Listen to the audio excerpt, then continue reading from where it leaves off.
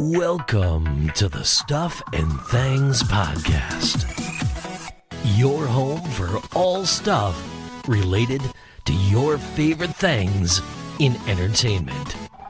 Now, here are your hosts.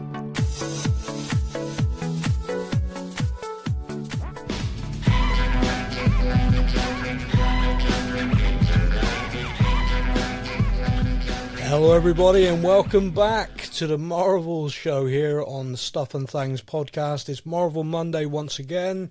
I am Sam. Joining me to discuss the latest MCU movie, The Marvels. I've just said Marvel far too many times in one sitting. It's my partner in crime, it's Stefan. Good morning. How are you doing, sir? Yes, I'm well, and yourself? Yeah, we're getting there. Good, as long as you're optimistic about it, that's the main thing. Yeah. And also joining us, it is the Marvel superfan herself, it's Kaylee. Good morning. And how are you? Wonderful, thank you. Good, that's what I like to hear.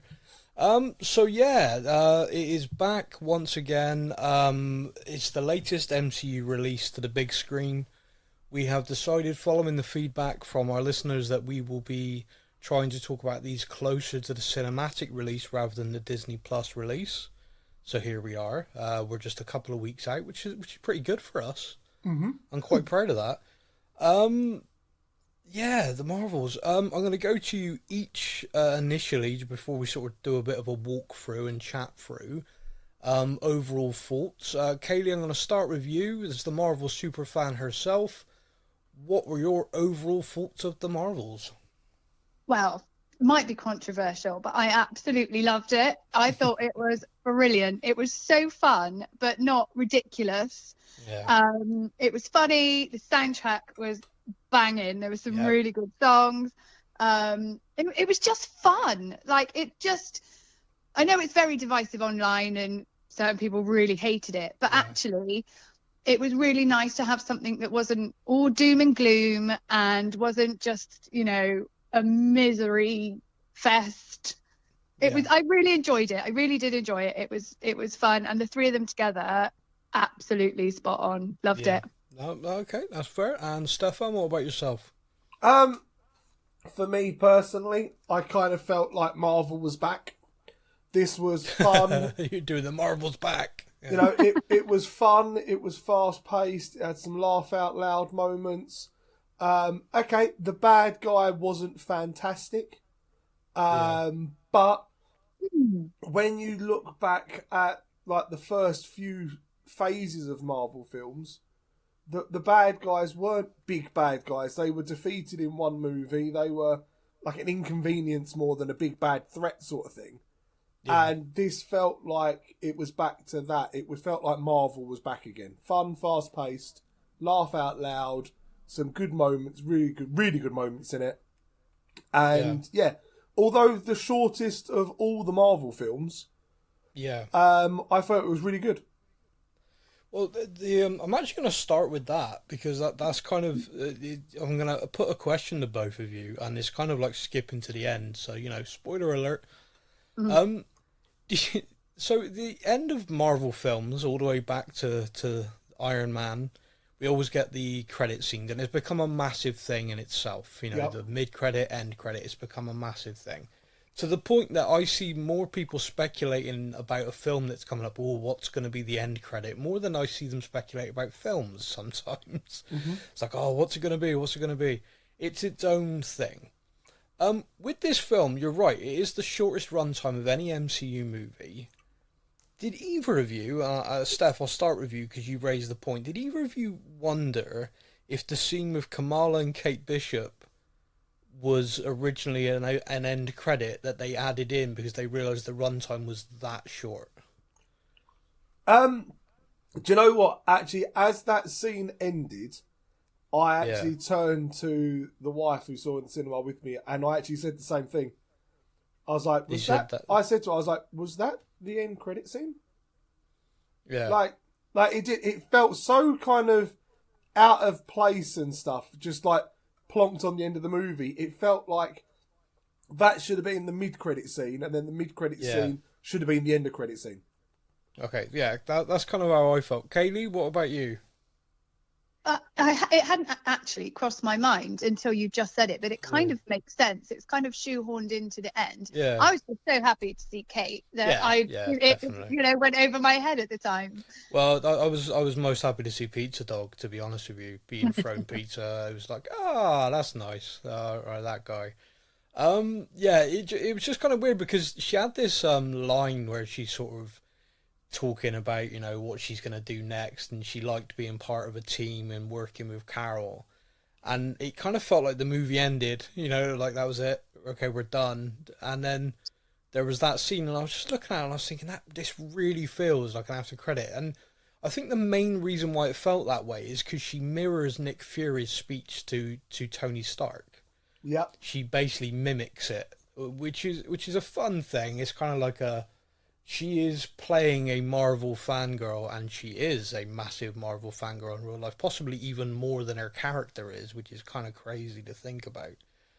And so she does that moment brilliantly, but it did just feel like it was absolutely. I got this image of like these sort of directors and editors going, "Yeah, we are really short. Throw that in, just make it the end scene. That buys us another few minutes." But I don't know, it was weird. You sort of wonder what gets cut, because there must be more there. There must be a reason why they cut it that short, but I'm not. Yeah, I was a bit curious about that, but I think it didn't need to be any longer. I think anything else was just filler. Yeah, don't get me wrong. Yeah, no, don't get me wrong. I was perfectly happy with the pacing and I enjoyed the film. It just did feel that scene wasn't meant to be there, so I was wondering why it was. When you think about most MCU films have a mid and an end credit, this film just had the mid. Do you see what I mean? It's like they had the two scenes, but they put one in the film. I could be completely wrong, but just sometimes after a little while, the directors are doing an interview and that sort of stuff comes out. So I'm just going to be interested to see if that, if that was a thing or not. Maybe they just made a mistake and put it in the wrong place. Who knows? Would it be great if we're talking about this and loads of people have been to the cinema like, what are you on about? That was the mid-credit. Like, they've altered it. And it's just us three going, damn it! Knew we went too soon this time. So we're gonna sort of take a bit of a walkthrough. One of the things that I saw people be very, very critical of the original Captain Marvel movie, forgetting the knuckle dragging as a woman, it was the fact that they didn't see the character go on much of an arc. They felt in the first, which I felt was okay, all right, if you're going to be critical of it, okay, that's something I can understand. She was powerful from the minute one, got more powerful at the end, and you didn't really see a kind of superhero origin or anything. You kind of saw it in flashback of how she got the powers, and that's it. So I was like, okay, I can get that criticism. A lot of the stuff that aimed at Brie Larson I didn't get because I thought she's amazing, but that I could sort of understand. One of the things I think this film does very well is not changes her character, but just kind of gives us that little bit more. It humanises her a lot. Yeah, just kind of like shows she's not just this ridiculously all-powerful destroyer of everything.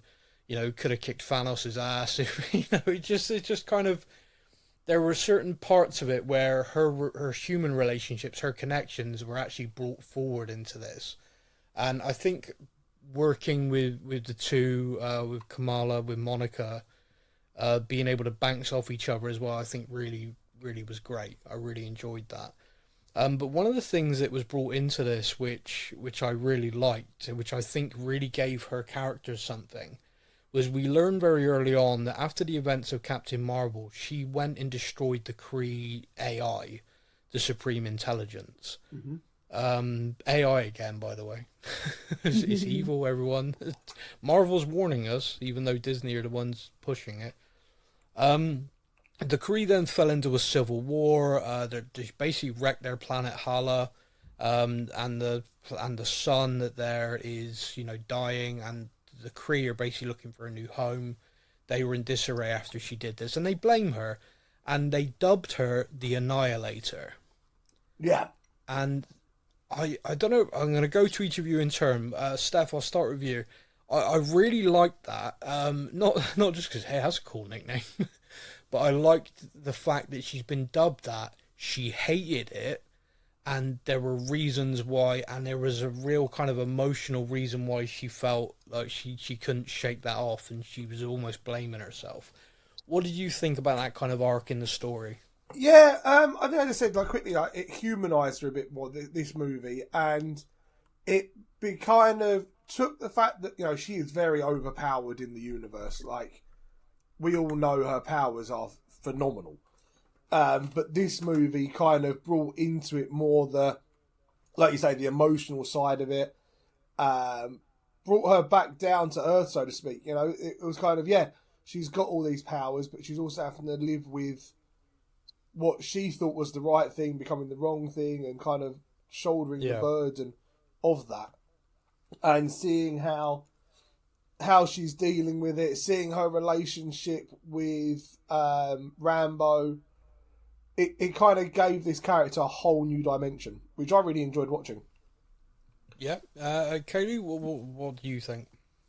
I agree, actually. Although I would say I actually really like the first Captain Marvel. You know, just putting it out there. No, so did I. I wasn't saying agreed. I didn't like it. I really liked it. I just said of all the criticism there was, where a lot of it I just thought was nonsense, that was the one thing that I thought, okay, yeah, I can kind of see that point. Yeah. Anyway, but this one, you know, I think it did a really good job of showing that actually you don't have to be bad to the core like a typical Marvel villain to make a mistake. Yeah. You know, it's very much about perception. All the bads that we've had, Thanos, you know, all of them, they are bad for a very different reason. She went in with good intentions, and she was absolutely devastated when she realised actually the damage that she'd done. Yeah. And you don't normally see that. So there's a few things in this movie that actually are turned on their heads completely in comparison to other Marvel movies. And I wonder if that's where some of the kind of criticism come from. And even when she's with Dar-Ben, you know, it's a completely different dynamic to what we normally see, and I really liked that. But her whole arc in this movie really, like Steph said, you know, really humanized her. And we don't often see that. I think the only one I've really felt an emotional attachment to would be with Tony and Morgan, whereas I got that with this. No, makes sense. So one of the things that was evident about this film all the way from the trailers and from the early kind of this is the direction they're going in when they named it The Marvels was it was going to be more of a kind of ensemble, not just a Captain Marvel focus. We watched the Ms. Marvel series and enjoyed it. We thought it was a lot of fun.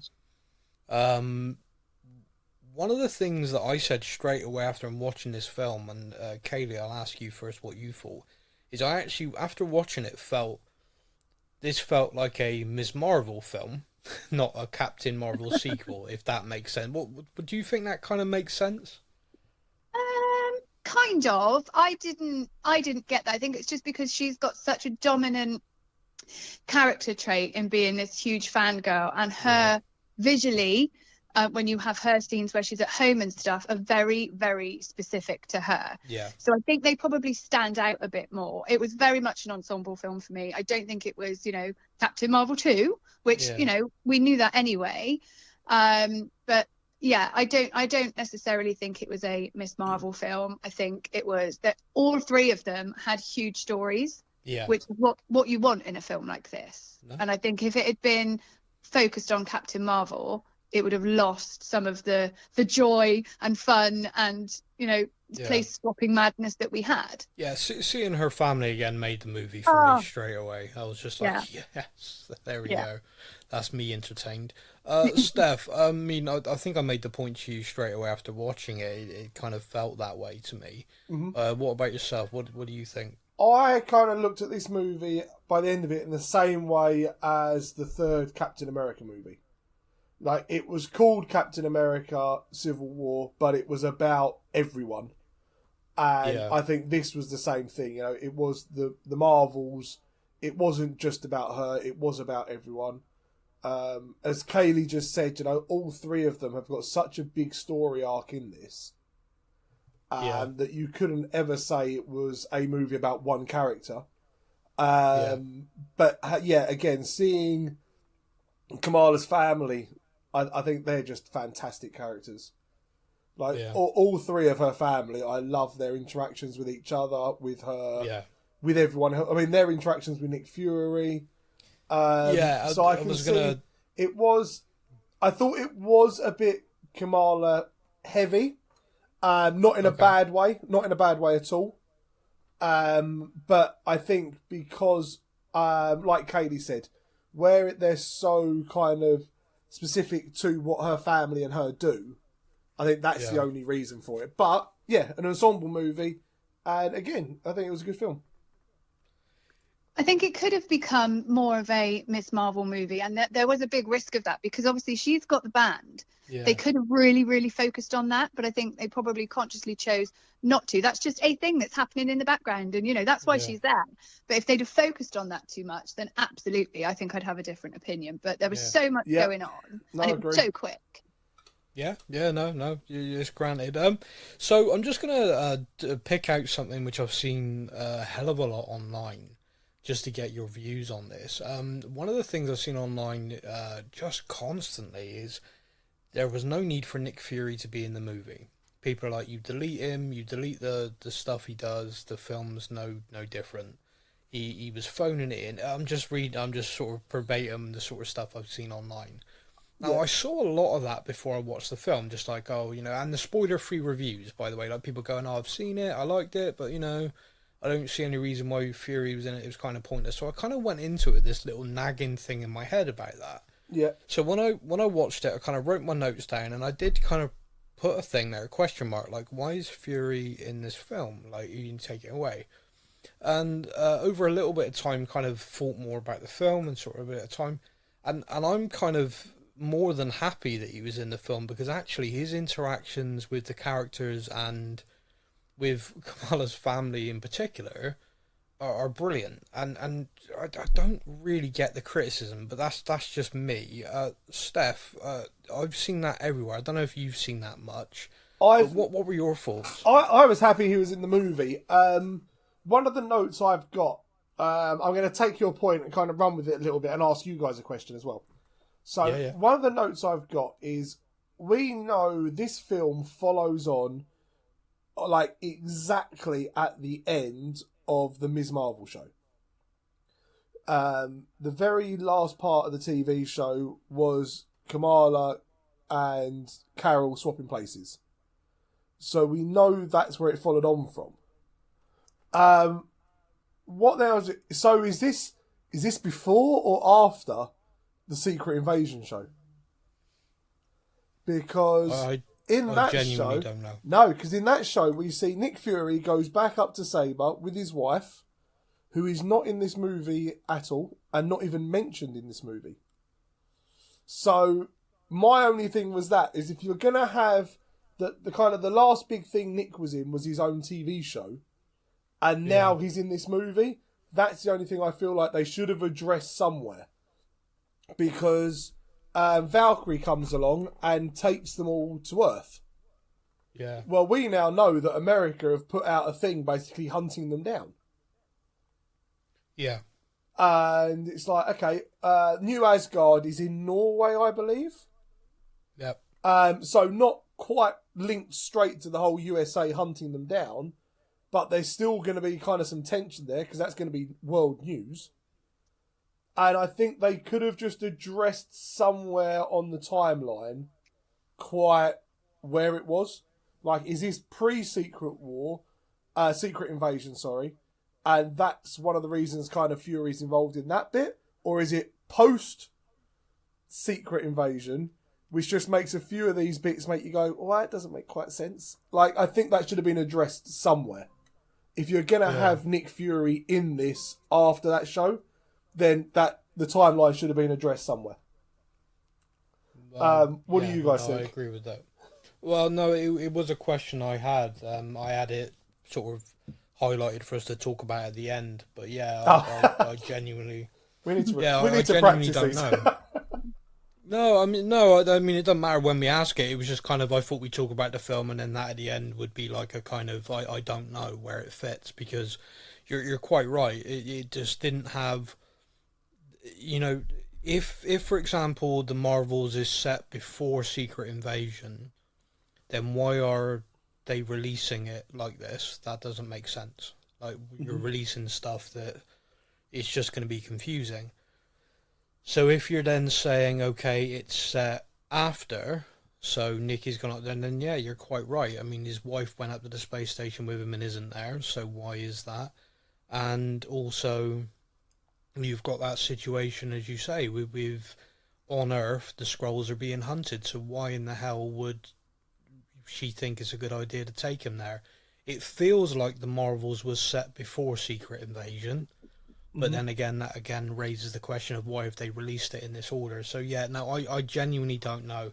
And if you ask Google, there are about 50 different articles all saying different things, so nobody knows. Fair enough.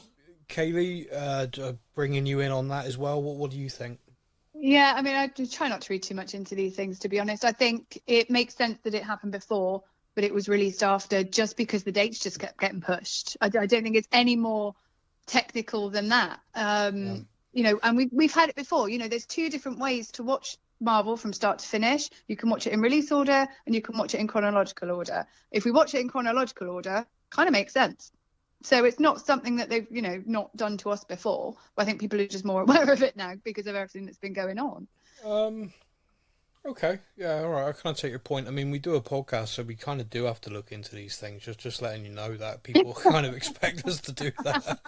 It's like, hey, no, don't worry about it. It's fine. Accept it and move on, yeah. Yeah, just accept it and move on. That's basically the Disney policy for every film they've put out for the last few years. Accept the changes we've made and move on. So yeah, I mean, someone described it as Freaky Friday meets Marvel. That kind of made me laugh. A bit of body, sort of. It's not really body swapping though. I think so. That was the one thing. Is the power swapping, the position swapping.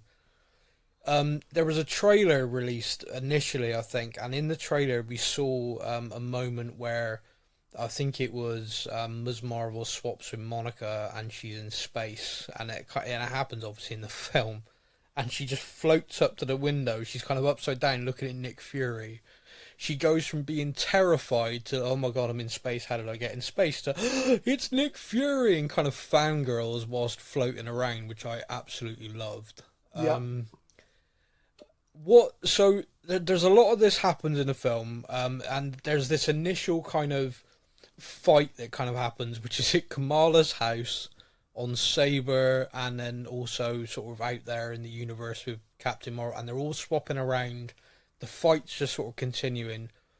I thought that sequence was brilliant. Not just brilliant because it was so seamless in all the kind of connections, but also just a lot of fun and just kind of visually great. And Nick Fury getting pissed off and exasperated, picking out a gun and just shooting the guy in the end was hilarious to me as well. Yeah. But yeah, Steph, what did you think about that? The kind of, before they tried to train themselves and get a handle on it, that kind of, when they didn't know what was going on, jumping around thing, what did you think? Oh, it was just absolute chaos, wasn't it? And I thought it was absolutely brilliant.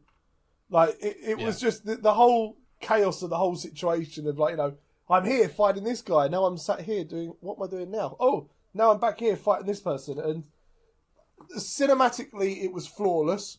Like, it was fantastically done, and character wise it was just making me chuckle so much. Like, the way they all interacted differently, it just cracked me up. And the fact that, you know, her family's just kind of there going, what on earth? I mean, one of my highlights was the mum hitting a Kree over the head with like The cushions frying pan and stuff. And Goichi, frying. Anything she had to hand, I just loved it. And then when it all finishes, it's like, Captain Marvel was here. Oh man, I miss Captain Marvel was here. Yeah. And like the absolute strop, ignoring the fact that she's just been to space and fighting aliens on a spaceship. The thing that gets her the most is, you're joking, Carol Danvers was in my living room, and I missed it. There's the moment where Captain Marvel basically uppercuts someone up through the roof of the house and just creates this perfect hole. Yeah. And I don't know if you guys noticed, there's this moment with the father just sort of, there's this huge fight going on and you see him just look up through the hole and just kind of go, It's like, this is my house. That's a dad move, isn't it? It really was, yeah. I just kind of like, he's like looking at that going, oh, my insurance is not going to cover this. Yeah. There's no way. Superhero damage excluded because of where we live. There's just no way. So yeah, it kind of cracked me up. And it's funny as well because, you know, like I was saying about, you see these criticisms online everywhere. And another one I saw was like, at the end of the film, why is she just handing that house over to the Khan family? What's going on? Why are they moving there? I'm like, because their house got wrecked. It's like, there's actually a very logical reason for this. Their house got trashed because of them. So Yeah. she's letting them move out. You know, here's a nice place where you're going to be safe, away from everything. So yeah, so that, again, I see some of the criticism sometimes, and I just think you've not actually watched the film, or you've not watched it the whole way through, or not followed it, because it's pretty friggin' obvious why. Yeah. But anyway, moving on from that. I know I'm jumping around all over the place, and I know I'm just picking out scenes and stuff, but I just want to pick a scene because it kind of cracks me up, and I just want to focus on it before I forget about it and move into the other stuff. Kaylee, you talked initially when I sort of said the overall thought of the film, and one of the things you said is like, you know, it wasn't ridiculous or anything like that. It was all just fun, action packed. When Goose's kittens are chasing people around Sabre, swallowing them, set to the soundtrack to Cats, and there's a calm voice announcement saying, "Don't run, let the kittens eat you." That wasn't ridiculous for you? It was ridiculous, but it was funny. I know. Brilliant. And when the song came on, I'm a huge fan of musicals anyway. As soon as that song came on, I was just dying. Logan sat there looking at me like, what the hell is going on? But I really appreciated that kind of, it was almost like slapstick. Yeah, no, you know, it worked, and it was hilarious. I mean, for me, the song playing was funny. But it was the calm voice announcement, like, "Don't run." Let the Flurgles like, eat it you. felt very. They were just terrified. It's like Guardians-esque, wasn't it? I think that's why I enjoyed this film so much. It didn't go as far as Ant-Man. Yeah. That was ridiculous. Yeah. But it felt very Guardians, and you know that's one of my favourites, and it just was, you know, comfy and a warm hug. That's what you're a fan of musicals. We have another big fan of musicals here, Steph. Yes. So, what did you think about that scene? Yeah, I was cracking up. Just watch, like I say, the pure calmness of, please let the Fergles eat you. You are fine. Yeah. You will be okay. Yeah. And then them running and screaming and everything. Yeah. I was laughing away. Like, I thought it was fantastic. She picks up and aims it at people, and it's like, hey, and she's just holding this kitten. I know. And just like, oh, it's great. It was so funny. I just the whole kind of goose thing in the film was funny from start to finish. And like the laying the eggs and then being confused, where the hell have all these come from? And I'm watching, I'm thinking, I bet I know. Yeah. So no, it was ridiculous, but it was very, very funny, and I hope the vast majority of people just watched that scene and laughed, which is what it's there for. It wasn't there to be like, oh, that's so stupid. Yeah, and it comes back to that whole, you know, going back to, you know, the very beginning when these films were fun. Yeah. And not everything was doom and gloom, and it feels like old school comic book mayhem, and that's what I really like. Yeah, I mean, again, and I saw a fun review where someone said, you know, would this happen in a comic book? You bet your ass it would. So it just enjoy it. So with that scene sort of parked over to one side, then I want to focus in on Dar-Ben for a moment. Steph, you said initially you didn't think she was a very good villain in the sense of didn't feel the threat from her. What were your sort of thoughts on her and the character? It just wasn't a character that I it's difficult at the moment. Thinking back to like the Thor 4 movie, and we had the God Butcherer, who should have been this massive baddie, and kind of wasn't. We then get this person, Dar Ben, who what she wants. It's one of those things again with Marvel, how you can kind of see they're a baddie, but you can understand why they're doing it. Yeah. Which I don't think is a problem. I think to be able to see the bad guy's reasoning is something that I think is quite interesting. Like that, she wants to get revenge on the Annihilator, and at the same time bring back, her planet. So you can understand why she's doing it. I just never connected with the character, if that makes sense. Yeah. I kind of left the theatre and just went, nah, the movie was really good. Bad guy was a bit of a meh bad guy. It's not a villain who in 5 or 6 years' time we're going to be going, oh, but do you remember the bad guy from this movie? Does that make sense? Okay.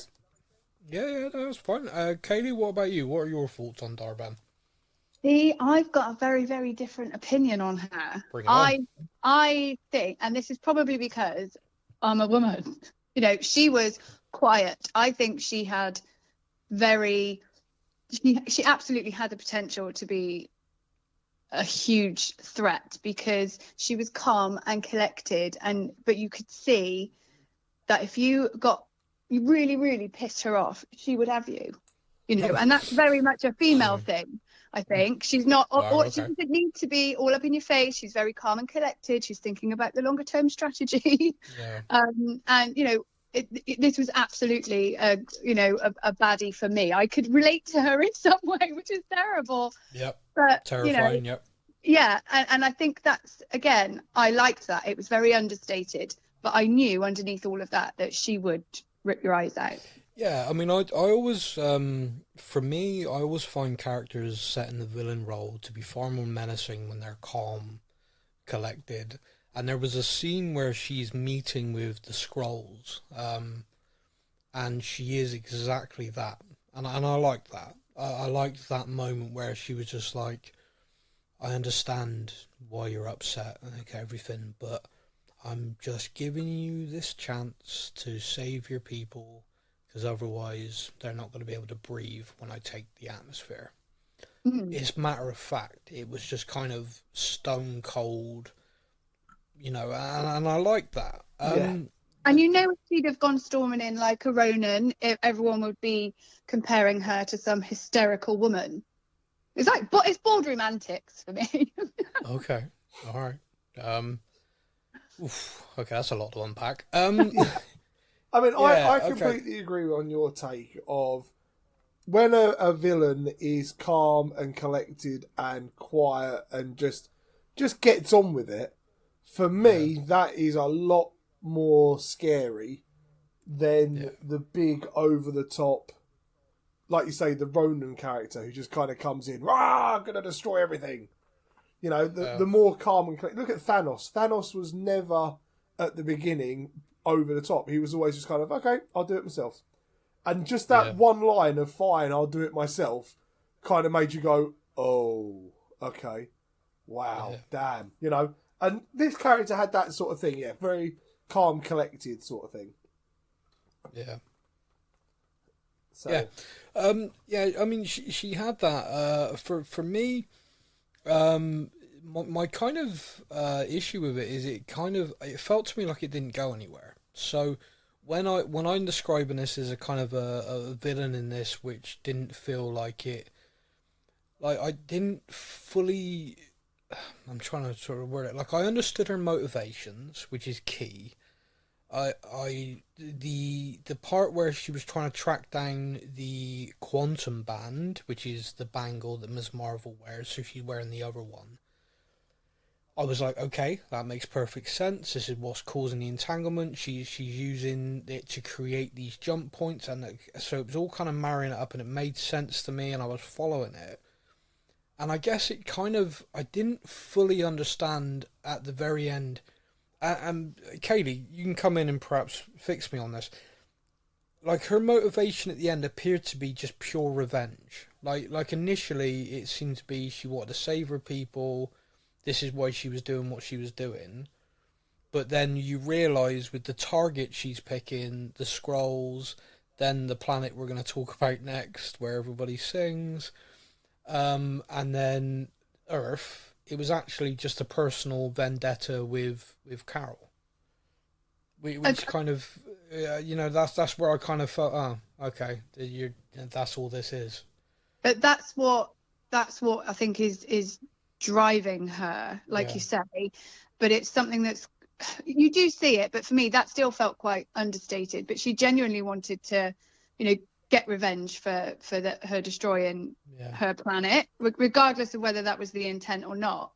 And it's very, like, think back to Wanda. She was driven out of love to become this absolutely horrific. And again, I can relate to that. And I think that is very emotional. And you don't necessarily see that with people like Ronan or Thanos or any of the male bad guys. It's a completely different angle. Okay, I kind of say it, but I mean, with the Wanda thing, I think that's relatable whether you're male or female. Someone takes your kids away, you're just gonna change you. And in her mind, she lost her 2 children, and she was doing anything she could to get them back. And that changed her. With this, I guess just for me, it kind of felt like, okay, I understand your motivations. Okay, actually, your motivations are largely to do with revenge. I can kind of accept that they tie together, like you can easily marry those two. But I guess kind of the character went through this, and then at the end, just kind of, I don't know. I guess because she was given the opportunity, because she was there. I think if Carol hadn't have turned up, she wouldn't have even thought about it. Her motivation would have stayed the same. But because she had that opportunity, she's absolutely going to take it. Yeah, to try and take her down. Yeah. Okay. All right. Well, yeah, I mean, just like I said, I mean, for me, similar stuff, I just kind of, when I walked away from it, I didn't feel the same level of threat. Like, I felt like Carol could have dealt with her. I felt like the Marvels themselves, and they did. It just felt like she needed like something more. And then the way she died at the end, spoiler alert, it just kind of, it felt like an anticlimax. I don't know why, but like sometimes you get these moments where in the very end the villain kind of has a moment of clarity of like, oh my god, I'm actually destroying, I'm not saving. And I guess in my mind I kind of thought that might be where we go with that, and then it didn't, and she just died, and I thought, I don't know. So that goes back to the originals movies, where we get these kind of one-hit wonders rather than this big bad that goes through and granted, and don't get me wrong, I'm not saying that it's critical or anything like that. It just kind of, to me in the film, it just felt like you had a bit of build up to it that I didn't really. It just sort of built up, and then it just felt like it ended. Like, it just felt like it was a bit quick. Her end was a bit quick. Like, she didn't actually do any damage, if that makes sense. Although, I mean, she did kill a fair few Skrull, I guess. Nah, we've all done kick that, the like, shit out of them. Yeah, I was about to say that's like old hat now, isn't it? Yeah. Yeah, that does raise another good point about the timeline, but I'm just gonna leave it because Kaylee said to just leave it. leave it alone, Sam. Yeah, no, because that guy was a general and he had all those scrolls, and if he's on New Asgard when the scrolls were anyway, right? Leave it. Move on. Yep. Move on. Your brain's gonna hurt. I'm gonna start getting emails again saying, "Stop doing this to me." So we do see this great scene for me where Darben goes to the Skrulls and is cold as ice. The Marvels as a team, the first time they're trying to work together, kind of works a little bit, doesn't work. They still need a bit more work with their power swapping shenanigans. They need to trust their Spidey tingle, and it all works out fine. Yeah, there you go. Yeah, they need to get Peter 1, Peter 2, Peter 3. But so it's kind of working out, but they managed to evacuate a number of the Skrulls, but not everyone. There's a fair few left behind that die, which is pretty messed up. But that kind of initial thing, but then so that stealing the atmosphere and the air from that planet, and we then learn that she's then going to go and steal water from another planet. And Captain Marvel's like, oh, I know where she's going to go. There's a planet that's personal to me, and it's like mostly oceans. Steph, I'm going to start with you on this. Yep. I think that this is where this film lost a lot of gentleman viewers. I think a lot of guys who are the Marvel, they class themselves as MCU diehards who are, you know, Iron Man tattooed on their forehead sort of thing. This is the moment they left it. This is the moment they went, no, this film's not for me. And that's when they arrive on a singing planet. But it's from the you? comics. If they're die-hard Marvel fans, they should have seen it coming. And I thought it was brilliant. If I could sing, I would have started this podcast off in a sing-song voice. But I like the fact that we have a few listeners, and I didn't want to put them off by singing. Smart. But yeah, I thought it was fantastic. It was just fun. To see the reaction of like Carol's reaction, because obviously she knew the planet and had a personal connection, but to watch Monica and Kamala just literally dancing along and really having a great time, I just thought it was so much fun. Like, I so would have acted how Kamala was, you know, hands up in the air, really getting involved, having a laugh and a joke with it. It was brilliant. Kaylee, what about you? So I absolutely despise musical episodes of series. Absolutely hate them. There's been a number of series where they've had this random musical episode halfway through, and it drives me mad. Scrubs, prime example. Yeah. It's just guy love. Yeah, no, not for me. However, this was funny, and it wasn't out of place in the rest of the movie. The thing that I'm grateful for is that the Prince was bilingual and we didn't have to hear them all sing for an inordinate amount of time. It was enough. It was enough. But the set and the costume, visually, absolutely stunning. I thought it was brilliant. But I'm glad it was as long as it was and wasn't anymore. Yeah, I mean, you say that makes me laugh. The fact that the Prince is dubbed as bilingual because he can speak and sing, that cracked me up. Yeah, I mean, no, it was good. And also, so I'm just going to... They kind of just throw this away, and I like it because it's just funny. It's like, oh, yeah, I helped him with this legal issue. It's a matriarchal society, and she married him. So she is the princess, and they're all singing like, welcome back, princess. And you just see Monica and Kamala like, what? Hello? The least princessy princess you've ever seen. However... Her Captain Marvel gown is absolutely going to be my next Comic-Con costume, all right? Yeah, I got to be honest with you. These guys, the costumes they all then get into for the fight, I thought was brilliant. They look spot on. They looked absolutely great, visually brilliant. So we then have another dust up with the singing tribe as well getting involved. And this time they're a little bit better working as a team this time. They're a little bit sort of more coordinated, and they get to drop a little bit more, do a bit more sort of damage. And I think it's at the end of this fight they realise that, okay, so she targeted the Skrulls, targeted this planet. We all know where she's going next. So I think as the audience, we all know where she was going next as well, because it was kind of obvious. So the next planet they focus on is Earth, where she's going to go and basically try and drain the sun, drain the star of its energy. We've talked about the evacuation of Saber, with the cats and everything, Nick Fury. I just want to do a tiny little touch on Nick Fury and Kamala's family. Steph, the interactions there, did you enjoy that? Did you think it was funny? Everything, even down to the when they're in the space shuttle heading towards Earth, and he's asking the brother, "Are you praying?" And he's like, well, carry on, just quick, I thought it was brilliant. Yeah, no, I really enjoyed it. Kaylee, and you? Yeah, and just going back to your earlier point of people kind of complaining, you know, why was he there? He didn't need to be there. This is what he's there for. Yeah. I know we've said it in previous podcasts, you know, when he kind of pops up, you know, it's not a Nick Fury movie. We've had his series. He is there. He's the glue that holds this whole thing together. Yeah. And you don't want to kind of just have that for an hour and a half.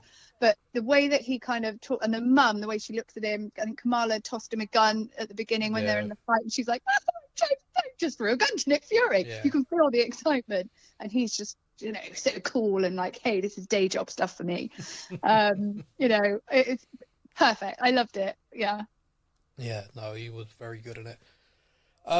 We then have this kind of scene with Darben. There is a fight. It looks like they've got the upper hand on Darben. Darben appears to be kind of surrendering, and then has the moment where she holds that hammer to Kamala's head. Yep. Yeah, I guess this is the point I was making earlier on, but I was failing to make, and I think I'll make it now. At no point during that moment did I feel that was a threat. Like Darben, for whatever reason, there was just no moment in that where I actually felt that Ms. Marvel was in danger. And I think that's kind of why I had the slight disconnect with her as a villain. Like, even a one and done, you want to feel like she could hurt them. Does that make sense to me? Yeah. Does that make sense to anyone? Yeah, I just get didn't. it. I just didn't feel it in that moment, and I think that was what kind of took me out. And then, like, obviously, moments later, she's got both the bangles, and she basically blows herself up, for want of a better word, trying to use all that power but can't channel it. And she rips a hole in space, and that hole, like, it's like a jump point being ripped open, and it's a tear. In my notes, I've written this down, and I don't know whether I'm right, so either of you, but the tear, the colouring, and the style looked like from Spider-Man No Way Home, when all the tears are in the sky, when Doctor Strange is trying to close them. Yep. Was it the same? I think so, Yeah, or at okay. least it was very similar. I've got that in my notes as well. If it was the Yeah, same sort of tear, dimensional tear. Yeah, I wrote the note, and I kept meaning to load the other film up and have a look. But Like, I they just didn't talk get about time. the time and space stuff in this a lot. Yeah. And yeah, I was wondering, is it more than just time and space? Because of it looked very, very similar to the Spider-Man dimensional stuff, Yeah. which we'll get to. Yeah. So they have this plan because of their unique powers and Monica's unique ability. They have this plan to kind of power her up, if you like. It's basically combining all of their energy to close the tear. Yep. Monica goes to do it, and you suddenly. Okay, well, I'm going to ask you actually on this, Steph. When did you realise she was going to stay on the other side? It was a strange one because my first instinct was the very first time when she says about doing it, I was like, oh my God, she's sacrificing herself. So like, straight away I thought it, and then Carol's reaction of, oh, okay. I kind of went, oh, okay, maybe I've read that wrong then, because there's no way Carol would just let her go and sacrifice herself. So I've obviously just misread that. And then she goes through the portal, and I go, no, she's definitely sacrificing herself. Why is Carol not? Oh, there it is. Carol's clicked. Okay. Yeah. It was a strange one because I got it straight away and then double kind of bluffed myself because I was like, well, Carol didn't react, so surely that's not what she's doing. No, wait, she is doing it. Yeah. Why is Carol not reacting? Kaylee, what about you? Yeah, I genuinely thought that she was going to be on the other side of that by the time that it closed, and I don't know if that was her intent, and then she realised actually I'm going to have to stay on this side of the fence. Yeah. But that kind of goes back to maybe the threat in this movie wasn't necessarily the bad guy. The threat is their relationship, and that's what the threat is in this movie. It's about losing people again, rather than someone just blowing. Hang on, we just went deep. Oh, okay. Yeah, maybe the threat is the friends we made along the way. Obviously, it's a pretty raw moment because Monica and Carol have sort of, in this film, there's been a lot of tension between the two of them. Lieutenant Trouble doesn't want to be called Lieutenant Trouble anymore. Captain Ram, thank you. Yeah. That scene was so good, by the way, because I see all this criticism about Brie Larson, all this stuff aimed at her, but there was something I really resonated in that scene because I've got like nephews and nieces and stuff like that, and she's got recorded as Lieutenant Trouble and got kind of corrected on it, and you saw the look on her face of like, oh shit, okay. And I've kind of been there with like nephews, nieces, like kids who as they're growing up, they don't want that little moniker anymore. They don't want to be the pet name you had. They're grown ups now, you know. Yeah. And it kind of kills that for you a little bit. It's kind of like, oh yeah, but you're always going to be that to me. But okay, shit, all right, I But won't do it. Monica was feeling all of these things that we were feeling. We never really have seen where she's been, what she's been doing. She's just off in the universe, and we see her pop up here and there, and you know, every now and again she'll make an appearance to, oh, I've got to go and save someone, but we don't actually see it. So Monica's probably feeling very much the same, abandoned. You know, you just bogged off, and you know, you don't phone, you don't write, you know, that kind of emotion. And then all of a sudden she's back. And this film, and the same for Nick Fury, actually, we've never really seen what they're out there doing, but we get that in this film, and that closed quite a lot of gaps for me in the whole, you know, understanding her mentality and her process of doing things, you know. We had that scene as well where they were using the memory devices, the scroll ones. That was a hard scene for me. Yeah, and we saw that she did go and spend time with, you know, her best friend as she was dying with cancer during the blip. Yeah, that was quite, that was like, ooh. And I did really appreciate sort of Monica Rambeau's kind of reaction to that of like, get this stuff off of me. Why did you do that? Yeah, why am I? But she can't control it though, can she? No, she can. So I kind of found, because the thing about that is, of course, the minute she was around her, those memories were going to be the front and center of her mind. Yeah. Because that's what happens. You know, you like don't see someone for a long time, and then you see them. All of that emotion, all of the stuff that you've kind of tried to kick back, you know, the kind of repressive, like, all of that hurts me, so I'm just going to put that in a drawer, shut that drawer, Yeah. and then you see that person and the drawer comes booming out and all that stuff's everywhere. So yeah, it was a lot. I It was a think lot. as well, it done really well. It was like, I think me and you have spoken a few times about our absolute love for like flashbacks. Yeah. But this, I think, did really well because it kind of caught us up on all of that time and stuff in a way that we weren't just sitting there going, oh, flashback. You know, it kind of showed us that she did go to Earth when Maria was ill. It showed her, like, all these things that have been happening, and I thought it was a really good way of doing it, and at the same time bringing through like the emotion in Monica's voice of telling Carol to get out of those memories and get out of those thoughts and stuff. It kind of tied the whole lot together really well. Yeah. Whilst also catching us up. No. Yeah. Yeah, no, I'd agree with that. Yeah, no, I'd agree with that. So overall, the kind of scene, I think the other thing as well is I think this film, you could have had a serious issue between those two characters from start to finish, and by the end of the film, you could have all been a bit bored of it, if that makes sense. Yeah.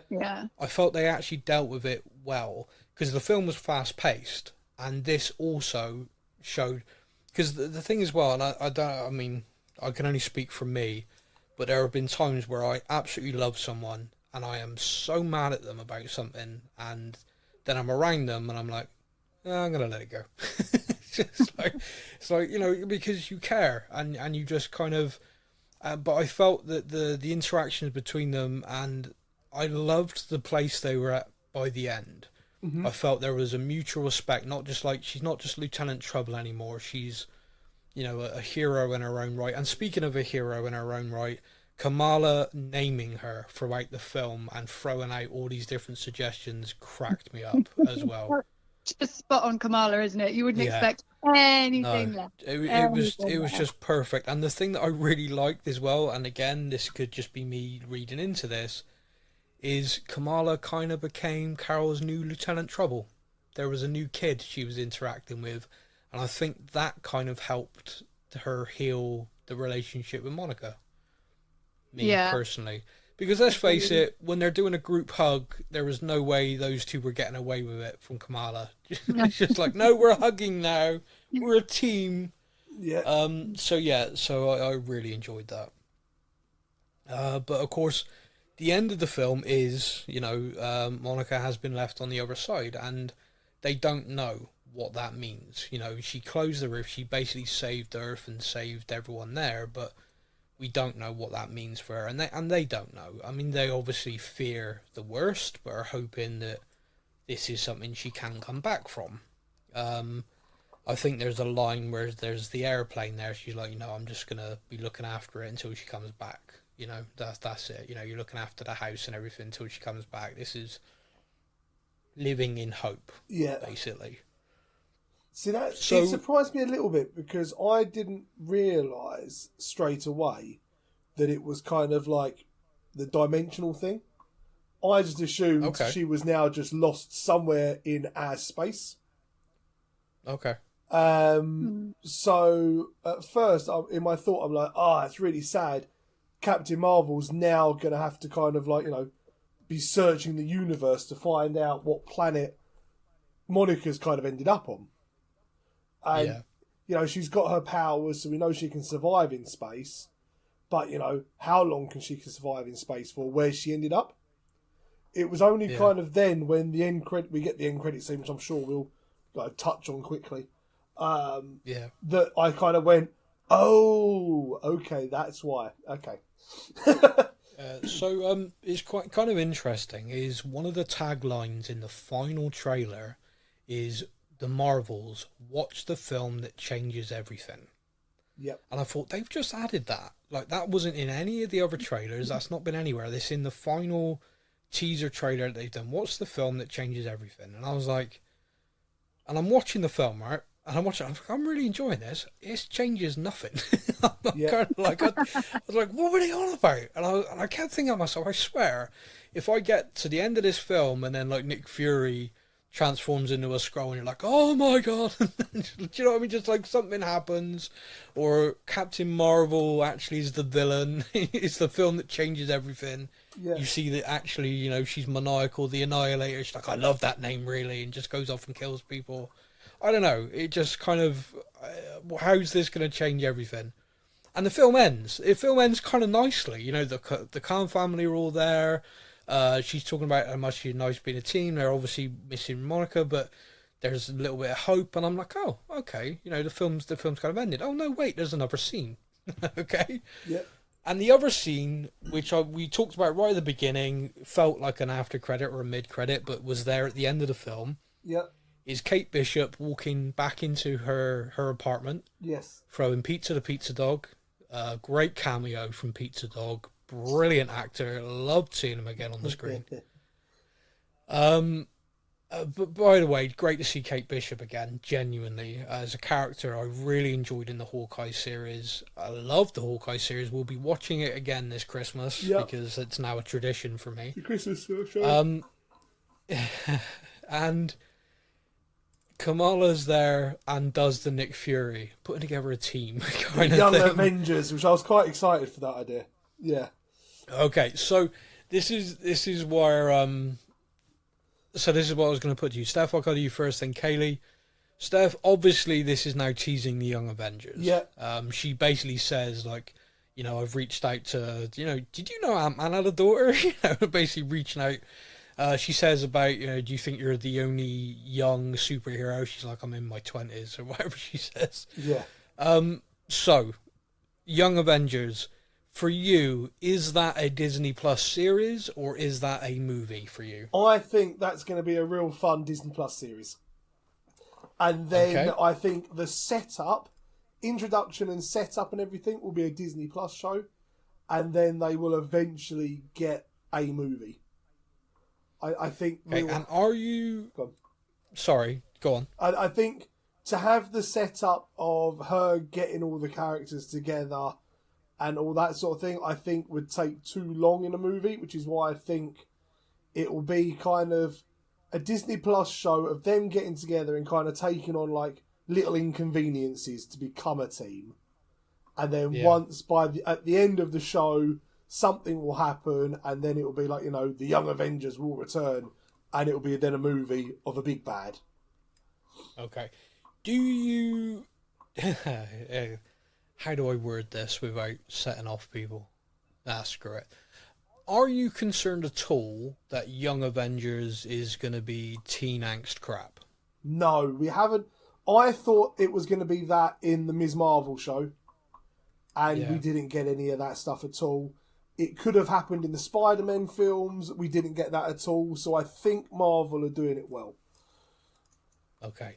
Kaylee, I'm going to come across to you now, sort of the same series of questions, which is, what are your thoughts on Young Avengers, Disney Plus series movie? Are you excited by it? Any concerns? To be honest, my response is almost word for word what Steph said. Yeah, that works out. Yeah, series, movie, very little teen angst. Although I think there will be some. I think we'll have one young Avenger who is the moody one and takes a while to come around to the whole idea. They're a lone wolf. I don't know who that would be at this point. Yeah. But that would probably be the arc in that series for me, is maybe 6 to 8 episodes, a new one every time. Ending would be finally getting the coup of getting the one that they've been after to join the team since episode 1. That's kind of how I see it. But I think for a fandom, I think it will be love it or hate it. Yeah. I'll love it. I know I will, because I'm young and fun, and it just makes sense to me. You are young and fun, and I am old and miserable, so this is probably why I'm not looking forward to it. I was trying to work it out. So we've got Cassie, Ant-Man's daughter. We've got Ms. Marvel. Yeah. Kate Bishop. They're like... you've got the Hulk's son. The Hulk's son now has been introduced. You've got Ironheart. Yeah. You've got Shuri as Black Panther, because she's still very young. She could potentially be involved. Maybe. Possibly. Well, you got T'Challa's son. Got T'Challa's son to come into it as well. So there's a lot of characters. I mean, Spider-Man. No one actually knows who Spider-Man is now. No, and he's a kid. He's still a kid. Does he make himself known by doing something, and then he actually becomes the leader of the Young Avengers? Like, there's a lot potential. There's a lot of characters that I'd like to see interact that I haven't seen yet. Mm-hmm. I think watching Kamala interact with Spider-Man would be hilarious. I think that'd just be amazing. Yeah. But at the same time, I mean, again, just being honest, because I'm old and miserable, and like young and fun Kaylee over there. The Young Avengers I've got zero interest in, even though I like the characters as individuals. It kind of just feels naff. Oh, there's the Avengers. Here's the Young Avengers. Here's the OAP Avengers. I mean, this is it. This is the thing. See, the Avengers, as we know them, and all the new ones coming in. Yeah. Wolverine. Hugh Jackman is not a spring chicken anymore. It's going to be really sad to see a 60-year-old wrinkly. Oh, he's not wrinkly. He's pretty hot. But do you know what I mean? Like, you don't want an old man fighting. It's just too much for my brain. You need to get the new blood in. Sorry. You say about that. I mean, Hugh Jackman's in better shape than I am, and I'm like 20 years younger than him. Yeah. So there's a line, there is a point. Yeah. I'm just waiting for Captain Dadbot. And I'm more thinking, Sylvester Stallone. Just no. It gets to a point where you just say enough's enough. That was a lot to unpack. I just went from feeling pretty good about myself to just trash in like 30 seconds. Thanks, Kaylee. Like I say, that's all right. Roll on Captain Dadbot. I can finally, Yeah, but no, my genuine point to that is I like Kamala Khan, and I enjoy Miss Marvel. I love Kate Bishop. I enjoyed Hawkeye, but there's something about it just feels naff to me. And I know it's a comic book, and I know all of this someone could describe as naff, and that's fine. But just like why Young Avengers? Why does it need that? But anyway, I mean, like, Young Blood, definitely. In fairness, they could just become the Avengers. Well, that's kind of my point. Yeah, that's kind of. This is just. I don't see. I'm saying Young Avengers because I know that's kind of like the comic book arc, but with the fact that we don't really have any of the Avengers left properly, it could very well just be the Avengers now. Yeah, but like in the comics, for example, there's the West Coast Avengers, and there's something else Avengers, and something else, and I'm kind of like, you don't need to do that in the MCU. You know, like not everything translates from comic to No. to screen. Does that make Oh, sense? completely. I agree. Actually, you think when the original Avengers came out, they were sort of late 20s, early 30s. Yeah. And actually, by the time we get this Young Avengers, they're all going to be early 20s anyway. So really, Yeah. we're old, not them. Yeah. Do you see what I mean? It's like it's us that have aged. Jesus, you're just killing me today. He's got to think himself lucky that he wasn't English. Could you imagine, like, the Yorkshire Avengers? And Yeah. the Yorkshire Hey, Avengers! Ew. Yeah. Or Yeah. the Northern Captain Avengers. Wales. Yeah. Yeah. The Northern Yeah, Avengers. no, we're going Oh, to hello. Park to save Tut World. Yeah. It wouldn't be the same, would it? I am Captain Wales. I'm Tom Jones. Yeah. Hello, boy. Oh. Yeah, anyway, moving on before I go through my entire repertoire of accents and get myself in trouble again. Captain Scouse. Here to take your car. Yeah. It'd be great. I would literally burn that film to the ground. So, we do have a mid-credit scene. There isn't an end credit, it's a mid-credit. Yep. And when they said, what's the film that changes everything? We finally now know why. So, one of the most anticipated things to happen in the MCU ever since Disney bought the Fox library and all the rights to everything that Fox owned, I would say, is the X-Men coming to the MCU. I think that has been the most talked about thing since. Would you both agree? Absolutely. Yeah.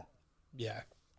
And so, finally, in this film, Monica wakes up in like a hospital and she's sat next to her mother, which, by the way, would freak you the fuck out, right? Yep. Anyone else? Just like that would... 100%. Yeah, like, okay, like, what the... So that straight away, but she doesn't know her. She's never had a kid. In this reality, she is a superhero in her own right, and she doesn't have a child. So she's just like, "Why are you calling me?" You know, she's freaked out herself, which is great. Yeah. Quick question for you. But then- is she meant to be the Captain Marvel of that universe? No, No. she's not. They called her something in it, and I can't think what No, it I was can't now. remember what his name. Binary. Binary. That's it. There we go. Thank you, Kaylee. Good job. One of us is paying attention. I know. And I think the reason why I didn't pay attention to that is because the character that called her it was the bit that I lost my friggin' mind. And it was Beast from the X-Men. And the minute I saw Casey Grammer's version of Beast, MCU-ified, of course, you know, like the CGI suit, not the big padded suit you used to wear for Fox. Yeah. I did very much geek out. I did then go, oh, this is why it changes everything. And you saw him leave. Charles has asked for an update, and he walks past the big X door, showing that where they are is at the mansion. We know where they are. We've watched those films in that universe. And yeah, I was absolutely over the moon. So I'm going to come to you each in turn. Marvel Superfan first. How did you feel about that? Do you know, it was almost like sweet release. Finally, we've got it. Yeah. But that was what did it for me. And I've said it before, you know, the X-Men films and X-Men, you know, when I was a kid growing up, wasn't necessarily what got me into the whole Marvel thing. So I probably feel less emotional than Steph. Yeah. But it was absolutely 100%. Thank the Lord. They've finally done it. Yeah. Now we've got this whole new, you know, stream of films and stories and arcs and characters, new people coming in that are pretty fresh for me. So that's why I'm excited. Okay, and Steph? Meh. Yeah, X-Men, cool. Yeah, whatever. You know. Wow, that hurt. I squealed like a child when I saw Beast on the screen. I let out an actual that feels better. Squeal. Yeah. Luckily, there was only about 12 people in this little tiny cinema, so I didn't embarrass myself too much in public. It was like you see a blue hand walk past the screen. Yeah. And my first thought was, like, you know, Kree or something like that. And I'm like, oh, she's in trouble here. And then you kind of see him, and oh my God, I lost my mind. And then he says the word Charles. And oh my God, I lost my freaking mind. So, Kaylee, like you were saying about it, wasn't really your introduction. For me, because I'm old, my introduction to Marvel full stop was the X-Men cartoon. It was a cartoon on the afternoon after school. Yep. And it was brilliant. Like it still stands up. It's on Disney Plus now. It's crazy I have how noticed good it if was. you watch it back as an adult, it's very different to how I remember it as a child. Yeah, the drawing, some of the costumes is quite. They're drawings drawn by very horny men. Yeah, I was just about to say it wouldn't be on TV now. No. I don't think. But as a kid, I never picked up on any of that. But as an adult, I was kind of like, oh, okay, best put this on after the watershed. It's like, that's why I've got a weird thing of fancying Rogue for no reason. Now I know it's from watching that show as a child. Yeah. Yeah, I have watched some TV shows back that I watched as a kid, and I'm like, oh, that's where that issue comes from. Excellent. That Good to know. makes sense now. Yeah. Yeah. Why is a puppet with a zip for a mouth chasing me in my nightmares? Now I get it. I'm still yet to find why I have an irrational fear of Barney the dinosaur, but I do now know why yellow is a favourite colour. Yeah. It's one of those things. It's a purple fucking thing. But yeah, so this kind of scene just happens and ends, and you carry on. And I think for most people, they were just kind of sat there like, what does this mean? We know with the films that are slated coming up and the stuff that's been going on and building towards the kind of multiverse, multiversal war, and we know that's where we're heading, or at least that's where we all think we're heading. What do you think, Steph? I'll start with you. What do you think's coming next with this? We've had this introduction now. This universe exists. The MCU have, like said, so here is the Fox universe, if you like, and the various ones. Yeah. We know from what we're being told about Deadpool 3 is going to link heavily.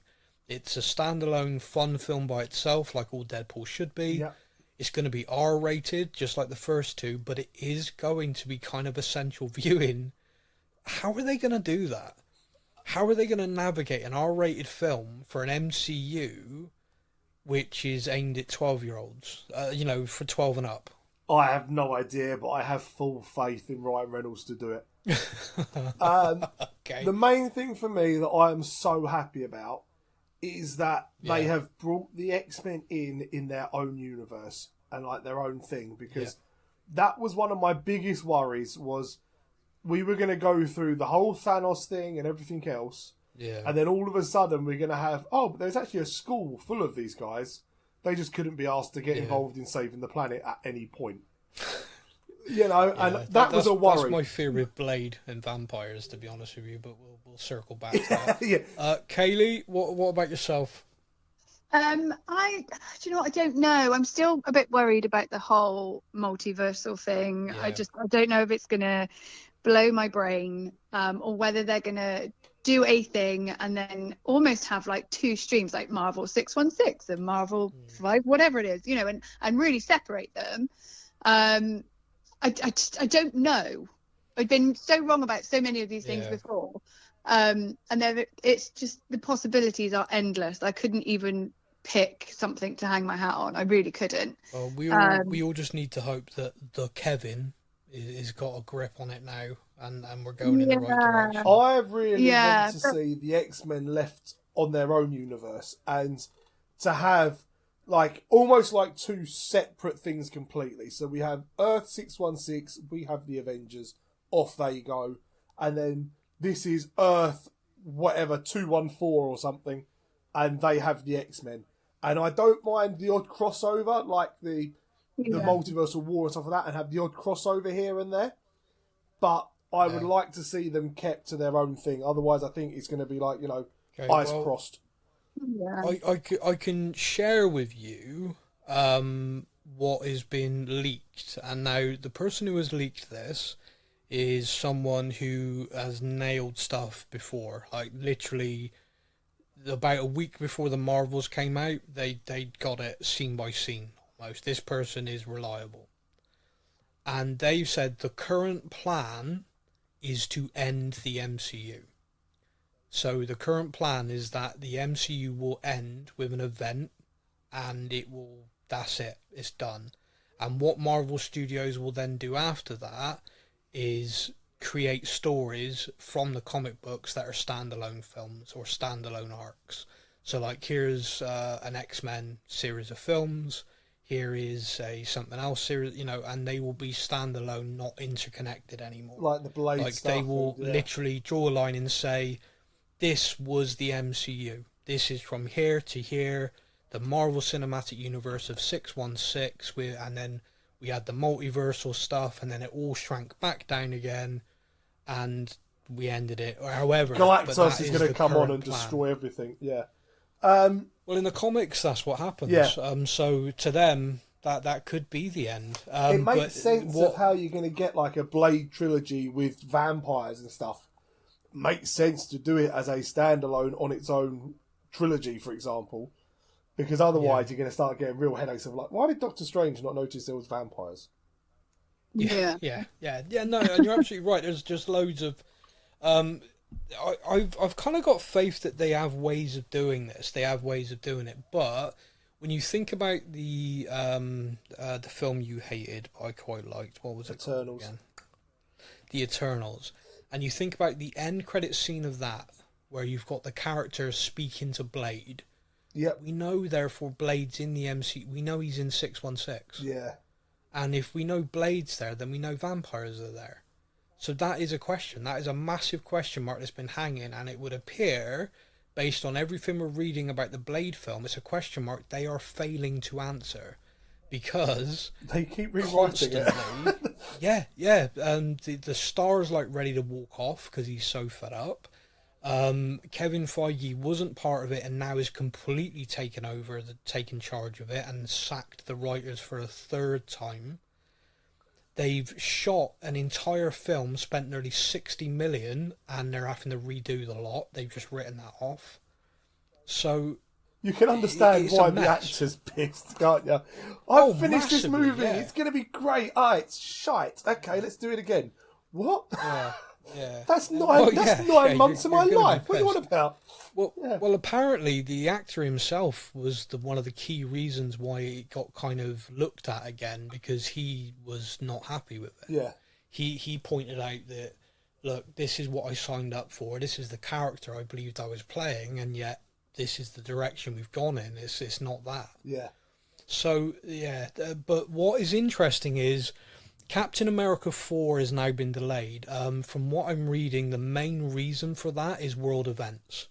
So they did a lot of stuff in that around the Middle East, which obviously right now they do not want to be releasing a film with a lot of stuff to do with the Middle East. No. So they are reshooting, redoing that, and they're probably going to make a place up. Yeah, like it was brave enough Secret Invasion touching on the whole Russian army and militarizing. That was brave enough as it is. I don't think they can touch the Middle East stuff. No, not a good idea. So that is why that's been delayed. So that makes sense. That kind of makes sense. Blade's now been indefinitely delayed. They've taken the date off of that entirely. So what's going to happen there? Who knows? But what that actually means is next year there is only one film scheduled to release from the MCU. There was originally going to be 4. Wow. Yeah, and now there's 1, and that's going to be Deadpool 3. Which, I mean, don't get me wrong, I will probably go and see that 5 or 6 times anyway, just to make up for it. But, crazy. Yeah, 4-1, that's a big... Looking at... I know we've all said, Katie said it, I've said it, you said it, we've all said there's been like a lot of content coming out very quickly. Yeah. So to then have an entire year where there's like one movie... Yeah, well, because the other thing is the Disney Plus series. So basically, they, because of the writers' strikes, they've now had a delay with the 5 series they commissioned for that as well. Yep. However, it would appear that with the resolution of that and the way they've made the changes to the series, they actually, next year, there will be 1 MCU release, but potentially 6 Disney Plus series all in the same year. Oh, Kaylee, I hope you've got a lot of free time next year. I'm just going to walk myself through them. So Echo is up first. Yep. Followed by whatever they're calling the Agatha Harkness show now, because they've changed the name too many times for me to keep up. Yep. Wonder Man is now back in full filming and be in post-production. Daredevil Born Again, they're back filming, refilming even, because they did 3 episodes and Kevin Feige fired everybody.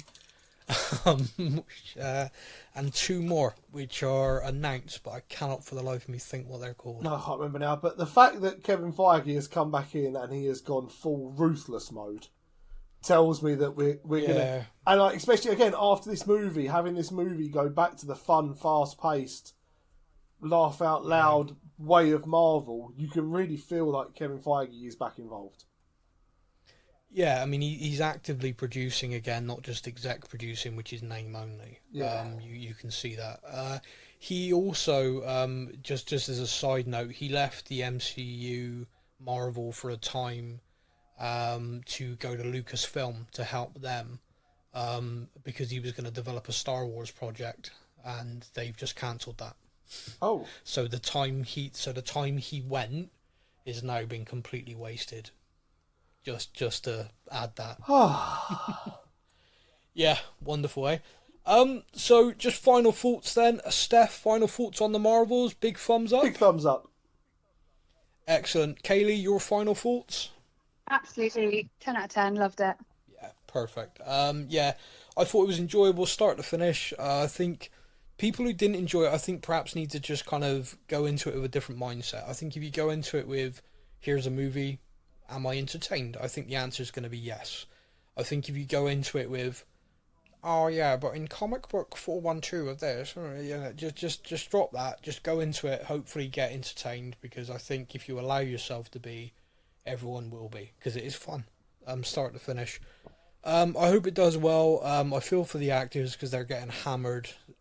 For me, completely under. There's no reason for it. Yeah. Brie Larson gets so much stick. I think she's brilliant. So yeah, loved it. Steph, that's it. Say goodbye to all the lovely people. See you later. Kaylee, say goodbye to all the lovely people. Bye, lovely people. And I will leave you all with this. She's entangled our light-based powers, so we switch places whenever we use them. You can absorb light. I can see it.